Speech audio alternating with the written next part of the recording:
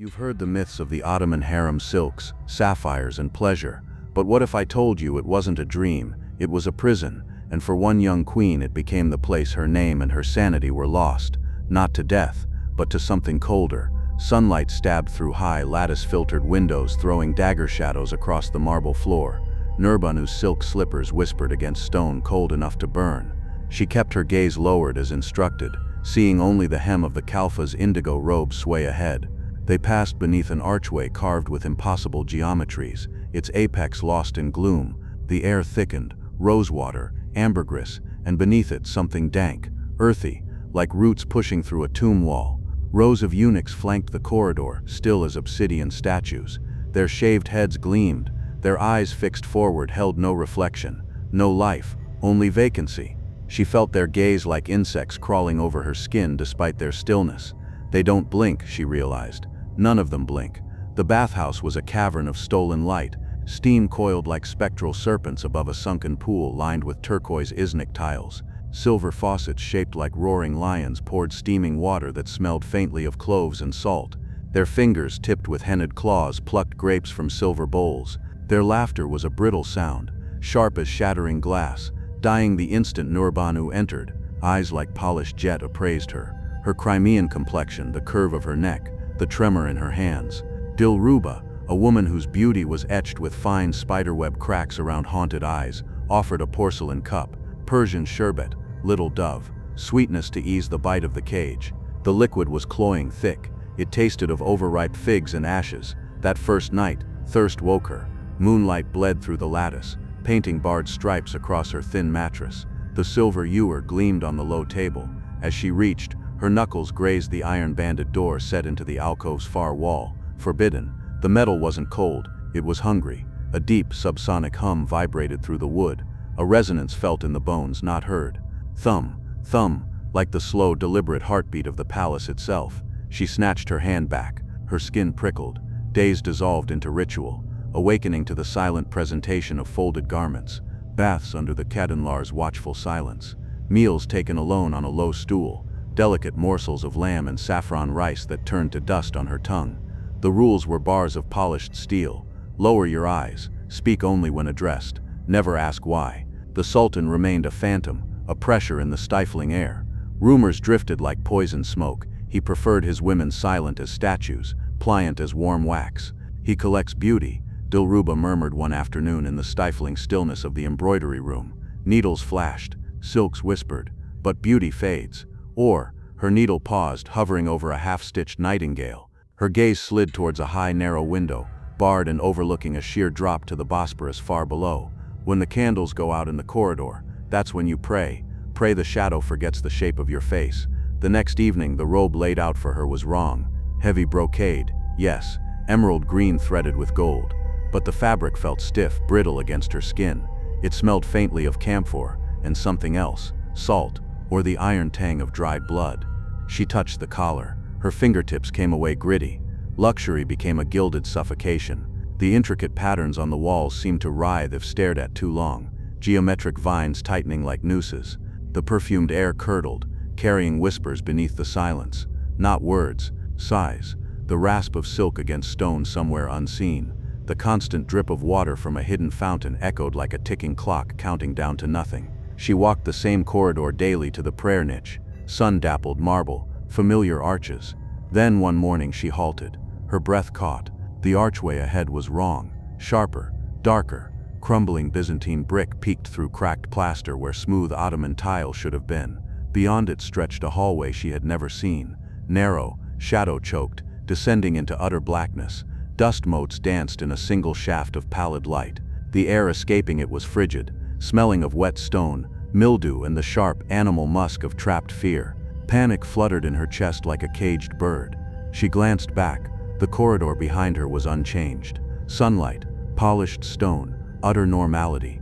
But this wound in the palace's flesh pulsed with wrongness.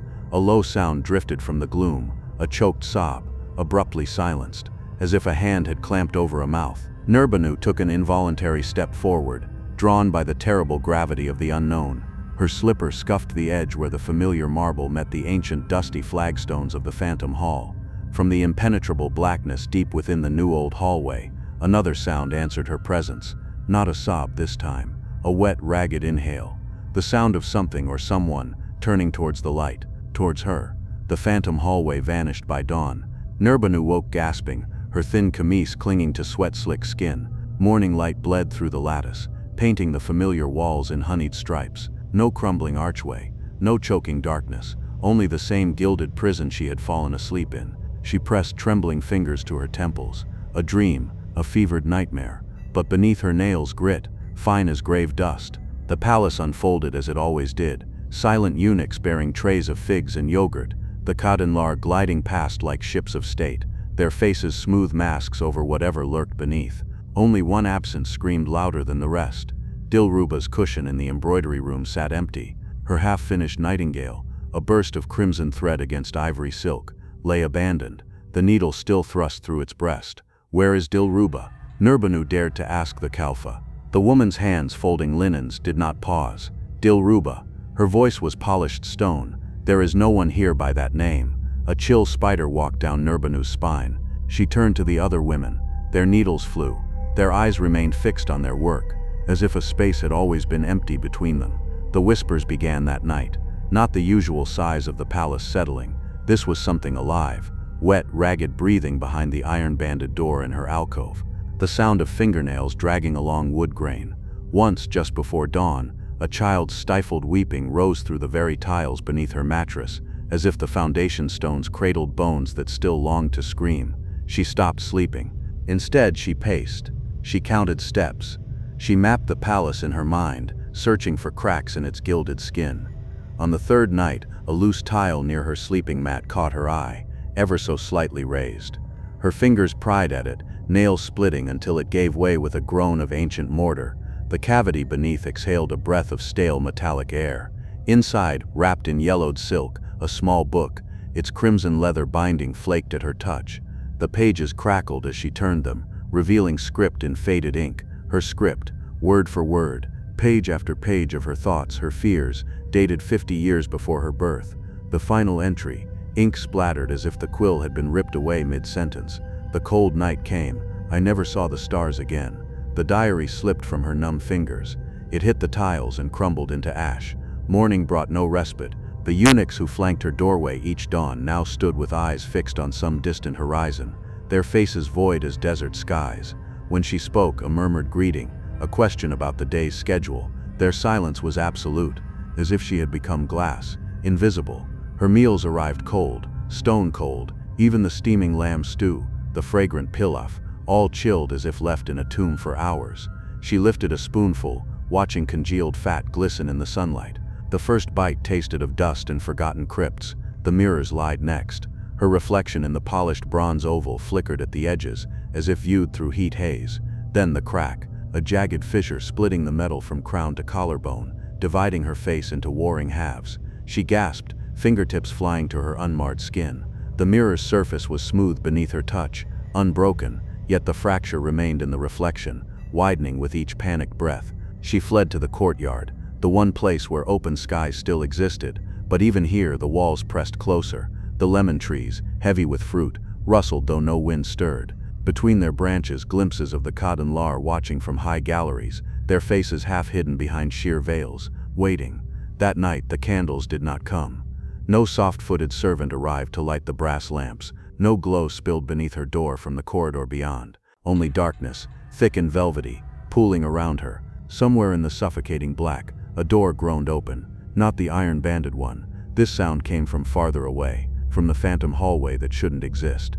A sliver of light appeared, flickering, dancing, a single oil lamp moving through the darkness, carried by unseen hands. The light paused, turned, as if sensing her watching. Then impossibly, it began floating toward her chamber. The air filled with the scent of burning hair and myrrh. A whisper not in her ear but inside her skull. "You've been reading, haven't you?" Darkness swallowed the palace whole. Nurbanu pressed herself against the cold marble wall, her breath coming in shallow gasps. The floating lamp hovered just beyond her doorway, its sickly yellow light pulsing like a dying heartbeat. The whisper still echoed in her skull. "You've been reading, haven't you?" As the scent of burning hair grew thicker, choking. Then the light vanished, not extinguished, gone, as if plucked from existence. A floorboard creaked in the corridor. Then another, heavy, deliberate footsteps, too weighty for eunuchs, too solid for ghosts, echoed through the suffocating black. She moved, bare feet silent on icy tiles. She slipped into the corridor. The darkness was absolute, a living thing that licked at her skin. Somewhere ahead, doors groaned open one by one in a terrible sequence. Click, creak, pause, like a hunter checking traps. Her outstretched hand found a wall, then jerked back. The stone was warm, thrumming, as if the palace itself had a pulse. A flicker. Down the endless corridor, a sliver of light spilled from an ajar door. Not lamplight, moonlight, pale and thin, slicing through the darkness like a blade. She ran toward it, her bare feet slapping against stone that grew colder with each step. The door led not to a chamber but to a wing she'd never seen, a skeletal hallway of crumbling plaster and exposed beams. The air smelled of damp wool and turned earth, and portraits, dozens of them, lining the walls in gilded frames. Each depicted her. Nurbananu at 20, lips parted in a silent scream. Nurbananu at 30, eyes hollow, a jeweled collar biting into her throat. Nurbananu at 50, her face a cracked porcelain mask, staring at something beyond the canvas with abject terror. The final frame held only a mirror, and in its reflection a version of herself with milky, unseeing eyes and a mouth stretched too wide. A door at the hallway's end beckoned, its dark wood carved with her birth date in Ottoman numerals. The handle turned beneath her trembling fingers with a sigh of surrender. The chamber beyond was a mausoleum of forgotten queens. A still pool of black water dominated the space, its surface unbroken by ripple or reflection. Around it, arranged like offerings, sat piles of embroidered pillows, their silks faded, their shapes indented as if bodies had only just risen from them. But it was the centerpiece that stopped her breath, a crown woven not of gold but of hair, dark silken strands braided with threads of silver, coiled like a serpent waiting to strike. Hers. A floorboard groaned behind her. Slow, deliberate, she turned, and there, silhouetted in the doorway, something inhaled, a shadow with weight, with presence, its edges fraying like smoke. The voice that slithered forth was neither man nor woman, but the palace itself speaking through rotting teeth. You looked, the shadow exhaled, a sigh like wind through a crypt. Nurbano stumbled backward, her heel catching on the uneven tiles. The crown of hair trembled where it lay, strands slithering against each other as if stirred by an unseen hand. The pool's black water trembled in response, its surface fracturing into 1,000 liquid mirrors, each reflecting a different version of her face. Screaming, begging, grinning, she ran. The hallway of portraits stretched impossibly long, frames warping as she passed. Younger faces aged before her eyes, smooth cheeks sinking, eyes clouding with cataracts, lips pulling back from teeth grown too long. Behind her, the shadow moved with terrible patience. The slap of bare feet against stone became the wet crunch of something unfolding itself in the dark. A door materialized where none had been, low, arched, its oak blackened by time. She wrenched it open, not escape, a dead end, a circular chamber with walls lined in rusted iron hooks. From each hung a single silk slipper, pristine, the toes stained dark. The shadow spoke again, its voice vibrating through the stones beneath her feet. They all run, none ever leave. Nurbanu whirled. The corridor behind her was gone. Only mirrors now, floor to ceiling, her terrified reflection multiplied to infinity. But the reflections, they weren't hers alone. Between each copy of herself stood other women, pale figures in rotting silks, their hair hanging in cobweb strands, their mouths sewn shut with gold thread. The Kadunlar, the forgotten, a handprint smeared the center mirror, fresh, bloody. She pressed her own palm against it. The glass yielded like water. Through the surface, the original courtyard shimmered, sun-drenched, alive. Freedom. She lunged forward and slammed face first into unbroken glass. The impact split her lip. Blood dripped onto the tiles, each drop absorbed instantly, greedily. The mirrors laughed in a chorus of rustling silk. The Sultan's voice, when it came, issued from every surface at once, polished bronze, window glass, even the still pool's now frozen surface. You were never meant to leave. The words vibrated through her bones. Queens are not chosen for love. The shadow stepped into the room. Not a man, not a ghost. A presence, a darkness that drank the light, its edges bleeding into the walls. They are chosen to be remembered. The iron-banded door from her chamber materialized in the far wall, its hinges shrieking as it swung open. Beyond it, her alcove, her untouched bed, the same tray of cold food, or forgotten. The shadow extended a hand that was less flesh than smoke, less limb than idea.